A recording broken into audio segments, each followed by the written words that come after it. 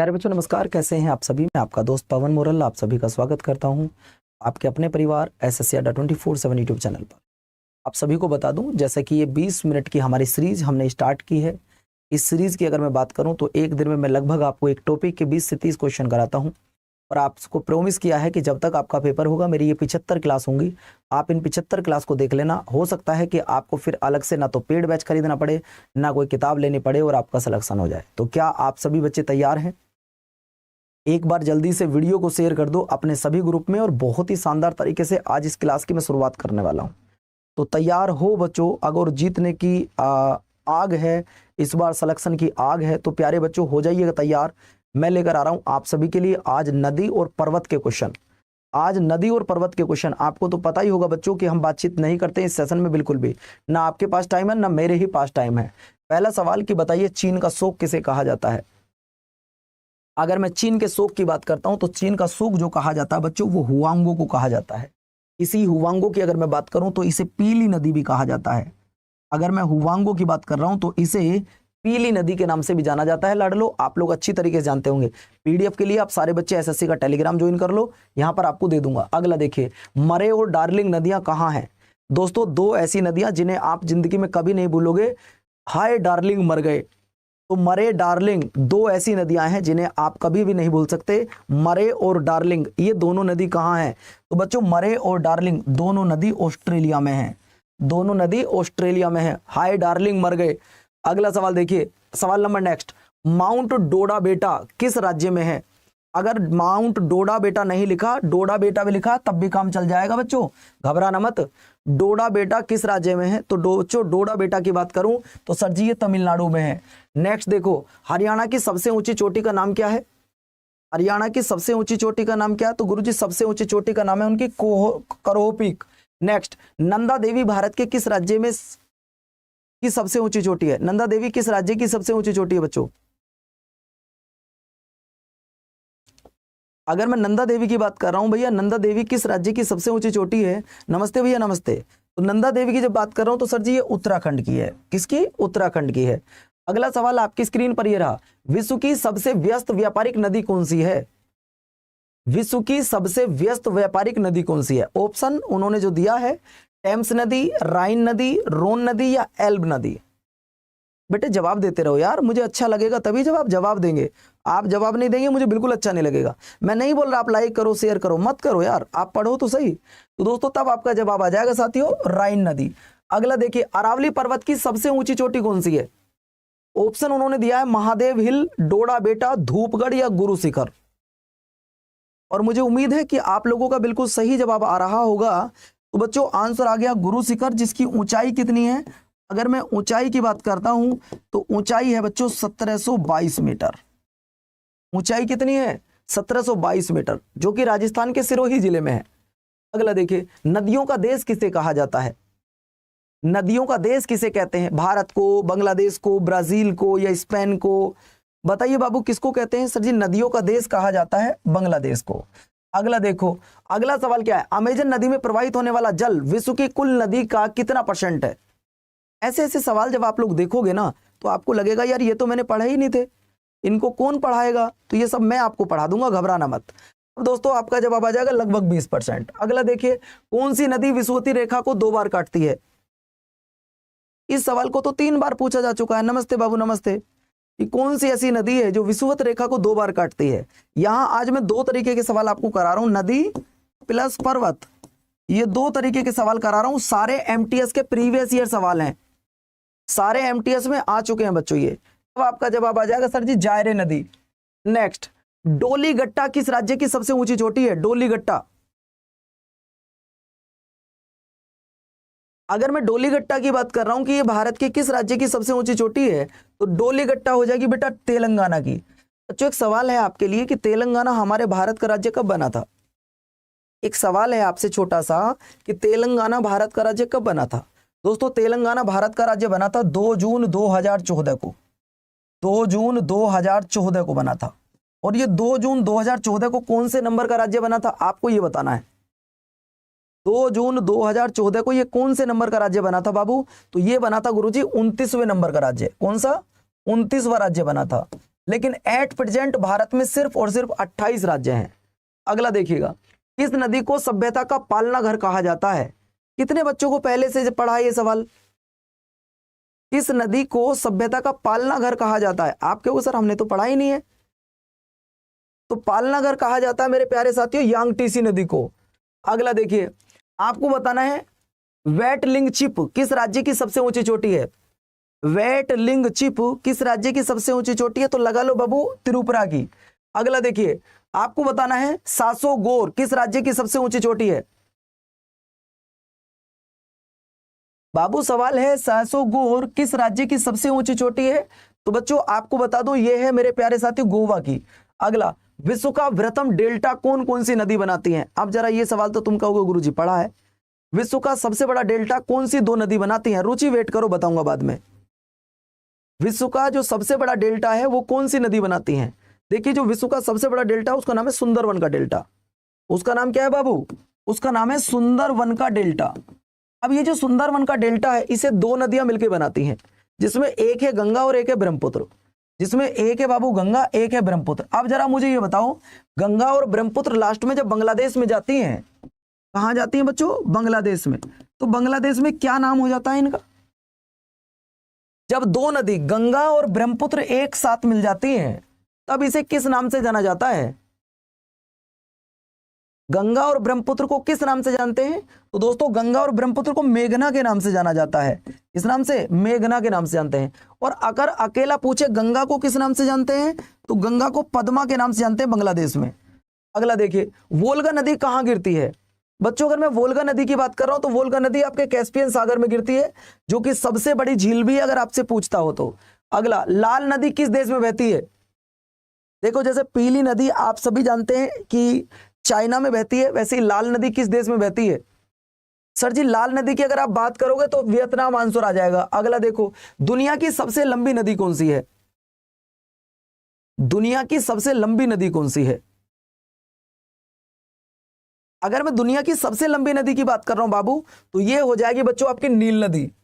अगला देखिए, कृष्णा नदी किस पर्वत से निकलती है? अगर मैं कृष्णा नदी की बात कर रहा हूं तो ये किस पर्वत से निकल रही है? इस तरीके के सवाल। बच्चों सच में बताओ, ये 20 मिनट का जो सेशन है आपके लिए, ये कैसा लगता है आपको? 1 मिनट आपको डिस्टर्ब कर रहा हूं।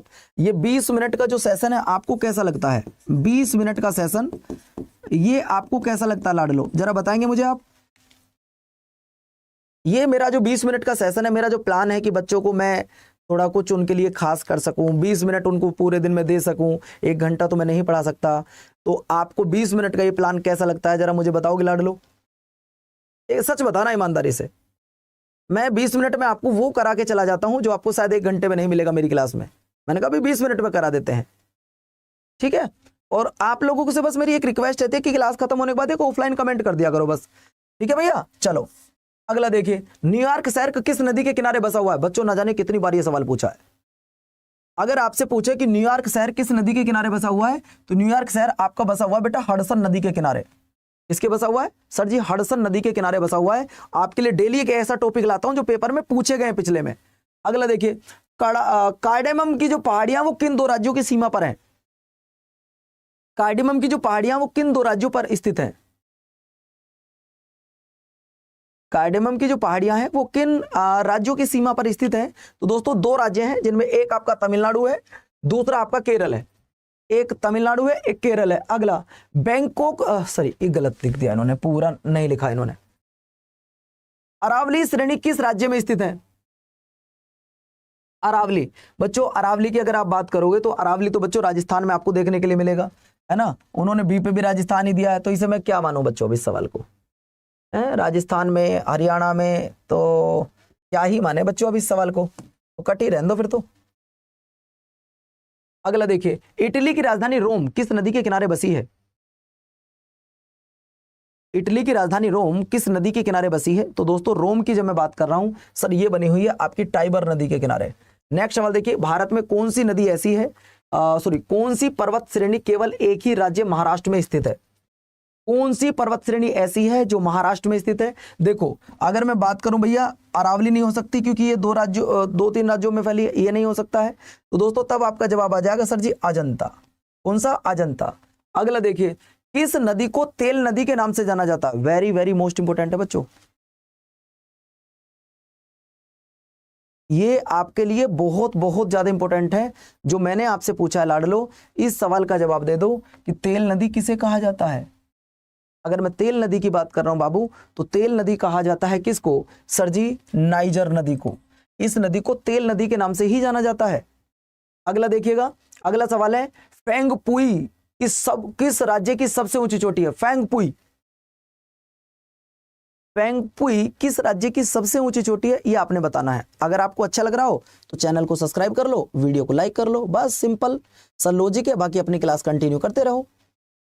अगली 1 मिनट में जितने बच्चे देख रहे हैं उतने बच्चे लाइक करेंगे, मुझे अच्छा लगेगा। ठीक है भैया, चलो। तो दोस्तों फेंगपुई की अगर मैं बात कर रहा हूं, फेंगपुई आपके मिजोरम में है। नेक्स्ट सवाल, एशिया महाद्वीप की सबसे लंबी नदी कौन सी है? एशिया महाद्वीप की सबसे लंबी नदी कौन सी है? तो जब मैं सबसे लंबी नदी की बात कर रहा हूं, तो दोस्तों सबसे लंबी नदी की जब बात करेंगे, नील नदी, यांगटीसी नदी, डैन्यूब नदी या गंगा नदी, तो आपका जवाब आ जाएगा सर जी यांगटीसी नदी। अगला देखिए, सतपुड़ा पर्वत श्रेणी की सबसे ऊंची चोटी कौन सी है? सतपुड़ा पर्वत श्रेणी की सबसे ऊंची चोटी कौन सी है? अगली 1 मिनट में जितने बच्चे देख रहे हैं उतने बच्चे लाइक कर दो, मुझे भी अच्छा लगेगा कि ये बच्चे मेरी बात मानते हैं। बताओ दोस्तों, उसने कहा सतपुड़ा पर्वत की सबसे ऊंची चोटी कौन सी है? बताओ भैया। अगर मैं सतपुड़ा की बात कर रहा हूं तो दोस्तों सतपुड़ा की सबसे ऊंची हो जाएगी धूपगढ़। अगला देखो, जल के आयतन के आधार पर विश्व की सबसे बड़ी नदी कौन सी है? अब सवाल कंफ्यूज करेगा आपको। पहले तो कह रहा था सबसे बड़ी नदी कौन सी है, अब कह रहा है आयतन के आधार पर सबसे बड़ी नदी कौन सी है। अब तो कंफ्यूज करने वाला सवाल हो गया भैया, ये भाई अब तो कंफ्यूज करने वाला सवाल आ गया है। जल के आयतन के आधार पर विश्व की सबसे बड़ी नदी कौन सी है? तो बच्चों अब आपका अमेजन आ जाएगा, अब आपका अमेजन आ जाएगा। अब अगर आपसे नॉर्मल पूछता सबसे लंबी नदी कौन सी है, तो नील नदी हो जाता। ठीक, नेक्स्ट सवाल, नीलगिरी पर्वत की सबसे ऊंची चोटी कौन सी है? नीलगिरी पर्वत की सबसे ऊंची चोटी कौन सी है? अगर मैं नीलगिरी पर्वत की बात कर रहा हूं बाबू, तो नीलगिरी पर्वत की सबसे ऊंची चोटी डोडा बेटा है। अगला देखिए, कौन सी नदी अधिकतम देशों से होकर गुजरती है? कौन सी ऐसी नदी है? आज तुम्हारा डाउट क्लियर हो गया नील नदी को और अमेजन नदी को लेकर, बोलो हो गया नहीं हो गया? नील नदी और अमेजन नदी दोनों को क्लियर हो गया ना डाउट। चलो, तो कौन सी नदी अधिकतम देशों से होकर बहती है? तो दोस्तों वो है आपकी डैन्यूब नदी। नेक्स्ट सवाल देखो, माउंट सिनिओलचू। अब सवाल सुन लो, पहली बार सुनने बच्चे आप लोग। सवाल है माउंट सिनिओलचू किस राज्य की सबसे ऊंची चोटी है? माउंट सिनिओलचू किस राज्य की सबसे ऊंची चोटी है? तब आपका जवाब क्या आएगा? तब आपका जवाब आ जाएगा साथियों कि सर गुरुजी ये सिक्किम की। अगला देखो, महाबली गंगा किस राज्य की सबसे, किस देश की सबसे, महाबली नहीं हो सकता, महावेली, अब सही बनेगा। महावेली गंगा किस देश की सबसे बड़ी नदी है? महावेली गंगा। बच्चों जब महावेली गंगा की बात की जाती है तो ये अपना श्रीलंका, ये अपना श्रीलंका। आपको पता होगा कि श्रीलंका दौरे पर इस समय भारतीय टीम गई हुई है और भारत की टीम ने T20 में दोनों मैच उसे हराकर ट्रॉफी को अपने नाम कर लिया है। अगला सवाल आपकी स्क्रीन पर, छोटा नागपुर पठार की सबसे ऊंची चोटी कौन सी है? ये PDF मैं आपको टेलीग्राम पे दे दूंगा, घबराना मत, क्लास खत्म होने के थोड़ी देर बाद। दोस्तों आपका जवाब आ जाएगा कि सर ये है आपका पारसुनाथ। अगला देखिए, विश्व की सर्वाधिक विश्वघाती नदी किसे कहा जाता है? विश्वघाती होगा बेटा, ये विश्वघाती नदी किसे कहा जाता है? तब दोस्तों आपका जवाब आ जाएगा कि सर वो कहता है हुआंगो नदी को, चीन का शोक कहते हैं उसे। अगला, चेरापूंजी किस पहाड़ी पर स्थित है? देखिए चेरापूंजी हो या फिर आपका मासिनराम हो, ये दो ऐसे पॉइंट है जहां सबसे ज्यादा वर्षा होती है। ये जहां सबसे ज्यादा वर्षा होती है वर्तमान में मासिनराम है बच्चों, ये खासी पहाड़ी पर है। अगला देखिए, यूरोप की किस नदी को कोयला नदी के नाम से जाना जाता है? और भारत की जो महिला टीम थी वो एशिया कप हार गई है, ये एक बड़े दुख की बात है, और श्रीलंका से ही हारी है यार वो। यूरोप की जो नदी है जिसको कोयला नदी के नाम से जानते हैं वह कौन सी नदी है? तो साथी वो हो जाएगी आपकी राइन नदी। इसी अगला, माउंट तेनिपू किस राज्य की सबसे ऊंची चोटी है? सच बताना, ये जो आज मैं चोटी बता रहा हूं, कितने बच्चे हैं जो आज पहली बार पढ़ रहे हैं? पहली बार। गुरुजी ये सवाल आए हुए हैं, ये सारे SSC के पूछे हुए सवाल हैं। जो मैं तुम्हें आज करा रहा हूं ना, ये SSC के प्रीवियस ईयर क्वेश्चन हैं सारे के सारे।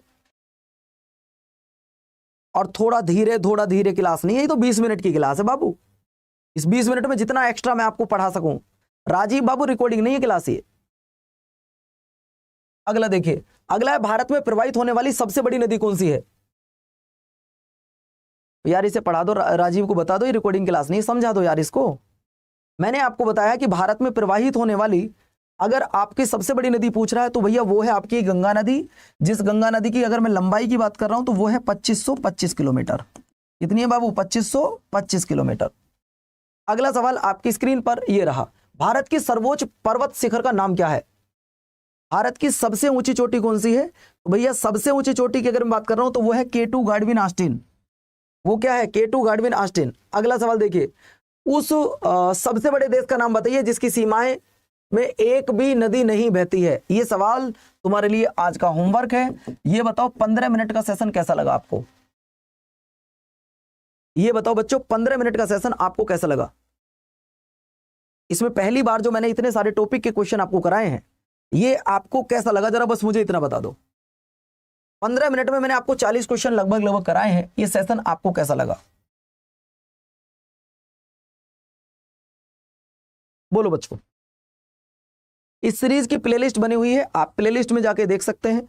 लाइक कर देना, चैनल को सब्सक्राइब कर लेना। और दोस्तों आपको बता दूं, मेरी जो जीके जीएस की बुक है जो हमने एमटीएस के लिए स्पेशल बनाई है, बहुत सारे एग्जाम के लिए स्पेशल, एमटीएस तो नहीं है।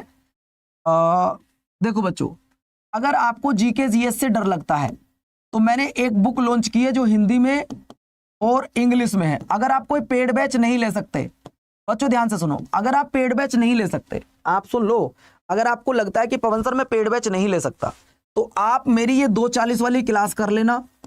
240, ये मैं 75 क्लास आपको कराऊंगा, 75 क्लास, ठीक है? 75 क्लास और एक ये वाली किताब अगर तुम्हारे पास है तो दोस्तों तुम्हारे 75 में से 70 प्लस नंबर आ जाएंगे, 70 प्लस नंबर। और ये किताब आपको पता होगा दोस्तों कि हमारी 199 रुपए की है, लेकिन आज इसको सिर्फ 167 रुपए की कर दिया है। बताओ प्लान कैसा है दोस्तों?